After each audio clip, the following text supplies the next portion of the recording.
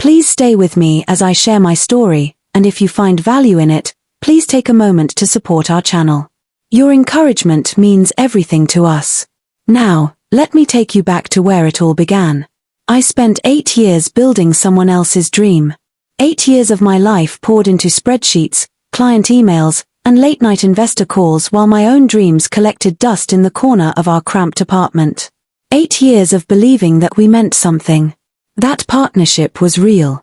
That my name would eventually appear somewhere other than the emergency contact form. My name is Rebecca, and I'm a registered nurse. Or at least, I was supposed to be. I met Daniel during my second year of nursing school at a coffee shop near campus. He was sketching wireframes on napkins, eyes bright with possibility, talking about revolutionizing healthcare data management. He had this energy that made you want to believe in impossible things. I'm going to change the world, he said that first night, coffee gone cold between his hands. I just need the right partner. I thought he meant me. We got married 6 months later. Small ceremony, just our families and a few friends. His parents looked uncertain, like they wanted to say something but swallowed it down. My mother pulled me aside before the ceremony and asked, "Are you sure about this, sweetheart? You barely know him." I was sure. I was 23 and certain that love could build anything. Daniel launched Medilink Solutions 3 weeks after our honeymoon. The company was supposed to create software that helped hospitals manage patient data more efficiently. It was a good idea, genuinely good. But ideas don't build themselves. They need foundations.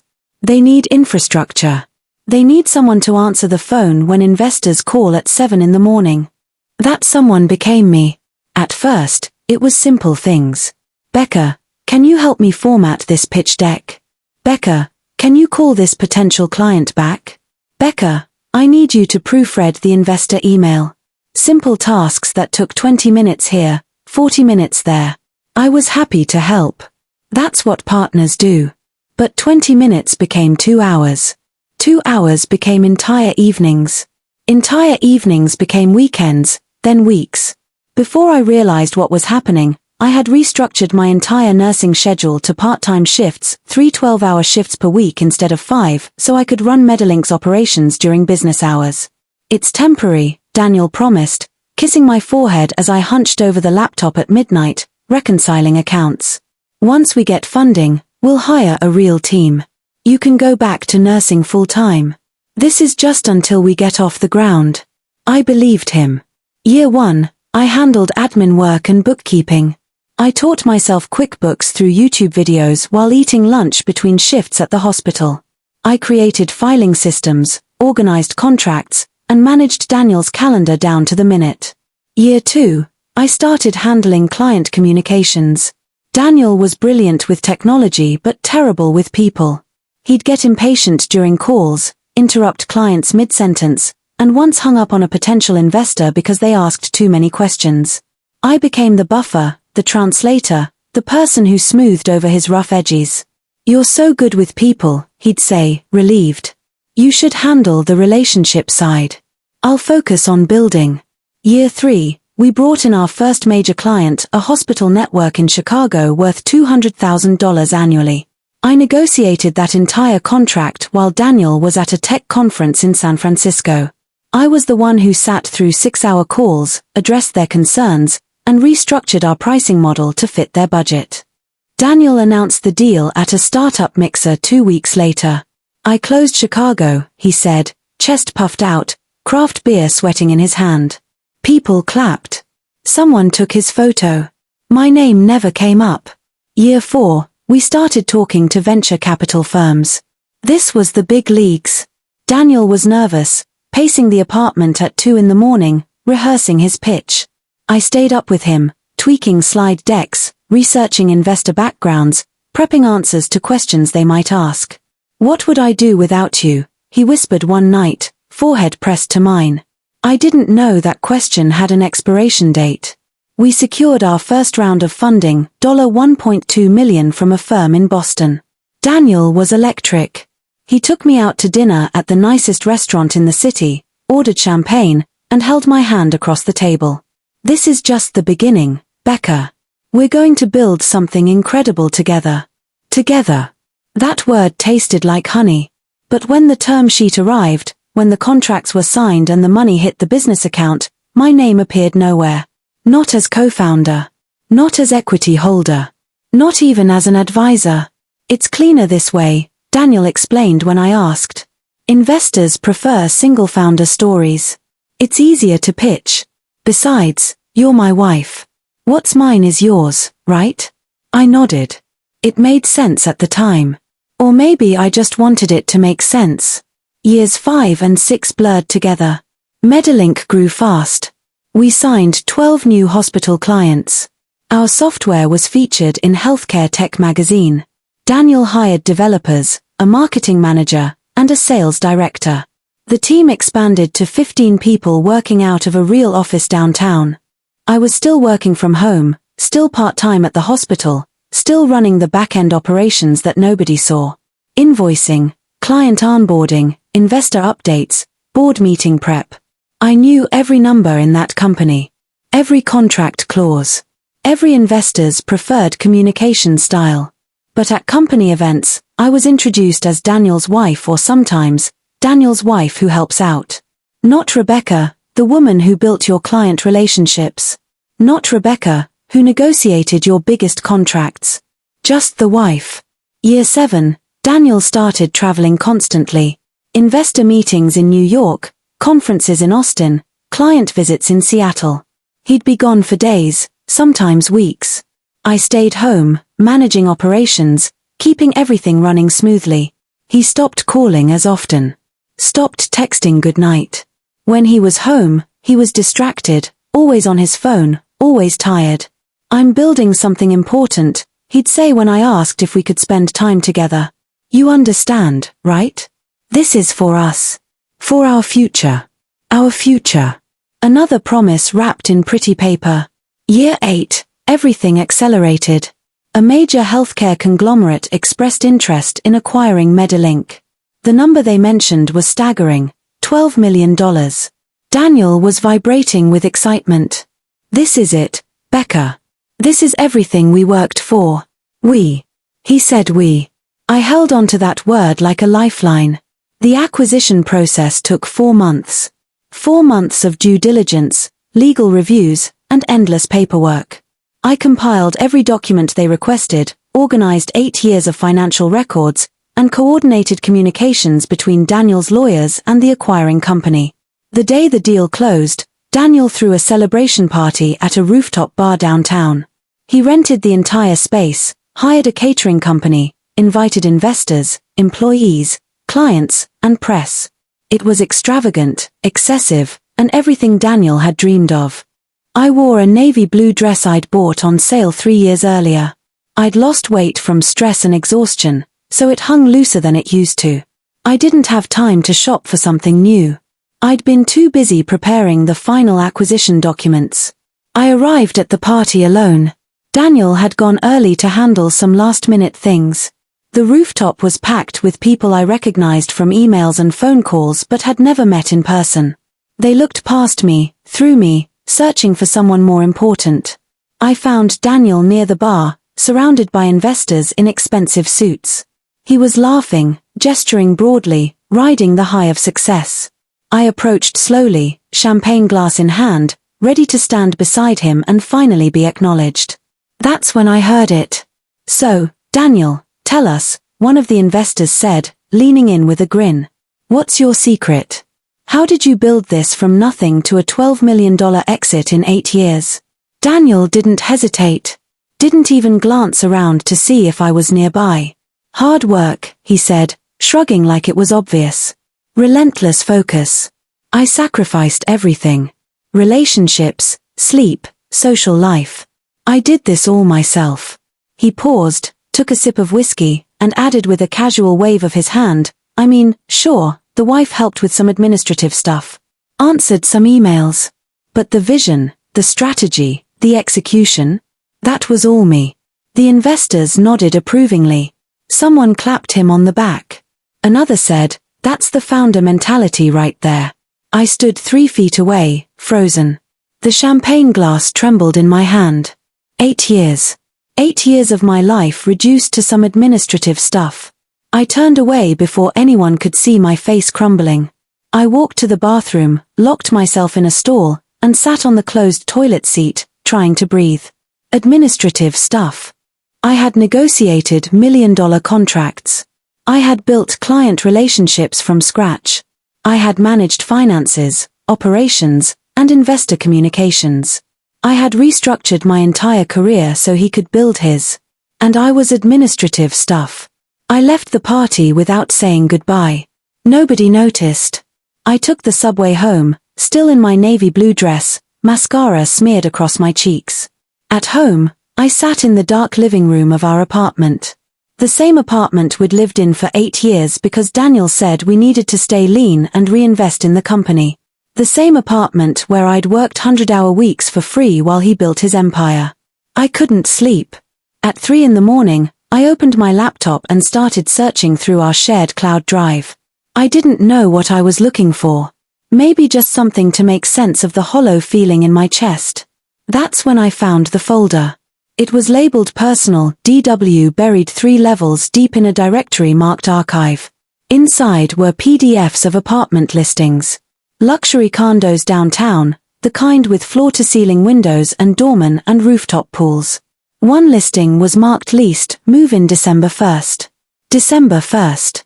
3 weeks away. I clicked through the documents. Lease agreement signed 2 months earlier. Tenant names, Daniel Wright and Vanessa Chen. Vanessa Chen. Our marketing manager. The one he'd hired 18 months ago. The one he'd called brilliant and essential to our growth. The one who traveled with him to conferences. I sat staring at the screen until the sun came up, until my eyes burned and my body felt like it was filled with concrete. There were other documents in the folder. A draft email to a divorce lawyer, never sent but saved. A financial spreadsheet calculating how to structure the acquisition payout to minimize what I could claim. Notes about establishing residency in a different state to file under more favorable divorce laws. He'd been planning this. 4 months. Maybe longer. The acquisition was never about our future. It was about his escape plan. I didn't cry. I didn't scream. I just sat there as the sun rose, feeling something inside me harden into stone. When Daniel came home at noon, smelling like alcohol and expensive cologne, I was still sitting in the same spot. "Hey, babe," he said, dropping his keys on the counter. "Sorry I didn't come home last night. We ended up at an after-party. Crazy night." He yawned, heading toward the bedroom. "I'm exhausted. Wake me up around 4, okay?" "Who's Vanessa Chen?" I asked quietly. He stopped mid-step. Turned slowly. "What?" "Vanessa Chen. Your marketing manager. Your new roommate, apparently." His face went through several expressions: confusion, realization, calculation. Then he settled on defensive. "You went through my files?" "Your files?" I stood up. "Your files?" I organized every file in that cloud drive. I created the folder structure. I managed the permissions. Those files exist because of me. "Becca, listen." "How long?" My voice was eerily calm. "How long have you been planning to leave?" He ran his hand through his hair. Looked away. "It's not what you think. There's a lease with her name on it. Move-in date 3 weeks from now. Right after the acquisition payout clears." Silence. "I was going to tell you," he finally said. "When?" "After you moved out. After you filed for divorce. After you restructured the payout so I'd get nothing." His jaw tightened. "You don't understand the pressure I've been under." "The pressure you've been under?" I laughed, and it sounded broken. "I gave up my career for you. I worked for free for 8 years. I built your client relationships, managed your operations, held your company together while you played visionary. You chose to help," he snapped. "Nobody forced you. I thought we were partners." "We were never partners, Becca." His voice was cold now, the mask fully off. "You were support staff. That's how investors saw you. That's how the team saw you. That's how I saw you." The words hit like physical blows. "I was the one with the vision," he continued. I was the one who built the technology. I was the one who took the risks. You just helped. That's not the same as being a founder. I negotiated the Chicago contract. I could have done that. I managed investor relations for 3 funding rounds. Administrative work. I saved the company when you nearly lost the Boston deal because you insulted their lead partner. He waved his hand dismissively. Water under the bridge. I stared at him, this man I'd loved for 8 years, and realized I was looking at a stranger. Get out, I whispered. What? Get out. Go to your new apartment. Go to Vanessa. Just get out. He grabbed his keys, his wallet. Paused at the door. You'll be fine, Becca. You're a nurse. You'll find another job. Then he left. I stood in the empty apartment, surrounded by 8 years of memories that now felt like lies, and finally let myself cry. But crying only lasted one night. The next morning, I called my older sister, Lauren. She was a corporate attorney in Boston, sharp and uncompromising. I told her everything. Do you have access to company documents? She asked immediately. I organized them all. I have access to everything. Download everything. Right now. Before he thinks to lock you out. Every contract, every email, every financial record. I spent the next 6 hours downloading 8 years of Medilink files to an external hard drive. Then Lauren connected me with Margaret Huang, a lawyer who specialized in startup equity disputes and divorce cases involving business assets. Margaret was in her 50s, with silver hair cut sharp at her shoulders and eyes that missed nothing. She listened to my story without interrupting, taking notes in precise handwriting. When I finished, she leaned back in her chair. Rebecca, what your husband did isn't just morally wrong. It's potentially legally actionable. You weren't just a supportive spouse. You were an uncompensated co-founder performing essential business functions. But I'm not listed anywhere as a founder. That doesn't matter. California recognizes the doctrine of quantum merit payment for services rendered. If you can prove you performed work essential to the company's success and had a reasonable expectation of compensation, you have a claim to the business value you helped create. Hope, small and fragile, flickered in my chest. But I never asked for payment. I thought I was helping my husband. That's where community property law comes in. The work you did during the marriage, the company value created during the marriage, that's community property. He can't unilaterally exclude you from something you built together. Over the next 2 weeks, Margaret and I built a case. We documented every contract I'd negotiated, every client I'd onboarded, every investor I'd communicated with. I printed emails showing Daniel explicitly asking me to handle critical business functions. I compiled my work logs from 8 years, showing the hours I'd invested. Margaret also discovered something crucial. Daniel had filed the incorporation documents listing himself as sole founder, but the original business plan, the one submitted to the first investors, listed Daniel Wright and Rebecca Wright, co-founders. He'd changed the narrative after the fact. We also found email evidence of Daniel discussing with his lawyer how to minimize Rebecca's claim and protect the acquisition proceeds. This is good, Margaret said, her voice grim. This shows intentional exclusion and asset concealment. Judges don't like that.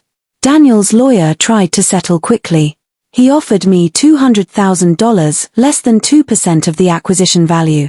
He's insulting you, Margaret said flatly when we reviewed the offer. He thinks you'll take it because you're tired or scared or don't understand your worth. Don't. I rejected the offer. We filed a lawsuit claiming community property rights to 50% of the company value created during our marriage, plus a separate claim for quantum merit for my uncompensated labor as a de facto co-founder. Daniel's legal team fought hard. They argued I was just a supportive spouse performing normal household duties. They claimed my nursing income meant I was compensated. They said my work was minimal and administrative. But we had the receipts. All of them. We submitted 847 pages of evidence. Client contracts with my signature. Email chains showing me negotiating deals. Investor communications I'd managed. Financial records I'd maintained. Testimony from former employees confirming I'd handled critical business operations. We also subpoenaed Daniel's communications with Vanessa.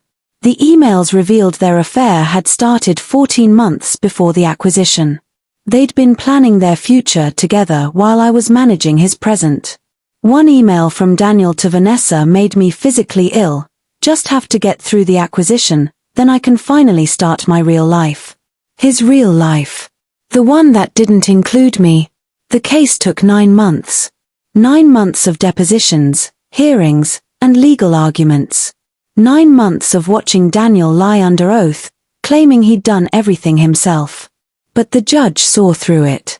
The ruling came on a Tuesday afternoon. I sat beside Margaret in the courtroom, hands folded in my lap, barely breathing. The judge, a woman in her 60s named Patricia Thornton, read her decision in a steady voice. The court finds that Rebecca Wright was not merely a supportive spouse but an active, essential participant in building Medilink solutions. Her work went far beyond household duties or casual assistance. She performed functions typically associated with co-founders, business development, client relations, financial management, and investor communications. My hands started shaking. The court further finds that Daniel Wright intentionally excluded his wife from equity and founder status despite her substantial contributions, and that this exclusion was done with the intent to deprive her of community property assets. Daniel's face had gone white. The court awards Rebecca Wright 40% of the net acquisition proceeds, totaling $4.8 million, plus $400,000 in damages for quantum Marut claims. The court also awards attorneys' fees and costs. I didn't hear anything after that. The number echoed in my head. $4.8 million. Not because I'd won money, but because someone, finally, had seen my work and valued it. Outside the courtroom, Margaret shook my hand. You fought for yourself. You won. Daniel's lawyer tried to negotiate a payment plan. We refused. He had to liquidate assets to pay me within 60 days. The money hit my account on a Friday morning. I stared at the number on my phone screen for a long time. Then I called my hospital supervisor and asked about full-time positions. Actually, she said, we're about to post an opening for a nurse manager position. Are you interested? I was. I also enrolled in a healthcare administration graduate program at the state university. If I was going to build something, it would be mine this time. 6 months after the trial, I ran into Daniel at a coffee shop. The same coffee shop where we'd met 9 years earlier. He was alone, looking tired, older somehow. He saw me and hesitated. Then walked over. Rebecca, he said quietly. Daniel. Silence hung between us. I'm sorry, he finally said. For what it's worth, I'm sorry. I got caught up in everything. The success, the attention. I lost sight of what mattered. I looked at him, this man who'd been my whole world, and felt nothing. Not anger, not love, not even pity. I hope you're happy, I said. And I meant it. Not because I cared about his happiness, but because his happiness or unhappiness no longer affected mine. I left before he could respond. Today, I'm 32 years old. I work as a nurse manager at a hospital in Oakland, leading a team of 40 nurses. I'm finishing my master's degree in healthcare administration. I bought a small house with a garden where I grow tomatoes and herbs. I also started a non-profit called Invisible Founders, which provides legal resources and support for spouses and partners who've contributed to businesses without formal recognition. We've helped 17 people file claims so far. 3 have settled. 5 are in litigation. All of them know they're not alone. Sometimes people ask me if I regret those 8 years. If I wish I could get that time back. I don't. Those years taught me something essential, that labor has value even when it's not acknowledged. That work performed out of love is still work. That being excluded from the story doesn't mean you weren't part of building it. But more than that, those years taught me to never again make myself small for someone else's dream. My name is Rebecca Wright, and I'm not the wife who helped out. I'm a nurse, a manager, an advocate, and a founder in my own right. I built something once for someone who didn't value it. Now I build for myself and for others who deserve to be seen. This isn't a story about revenge. It's a story about remembering your worth when everyone else has forgotten it. If my story touched you, please share it. Comment below with your thoughts. And subscribe to hear more stories of people who refused to stay invisible. Thank you for listening.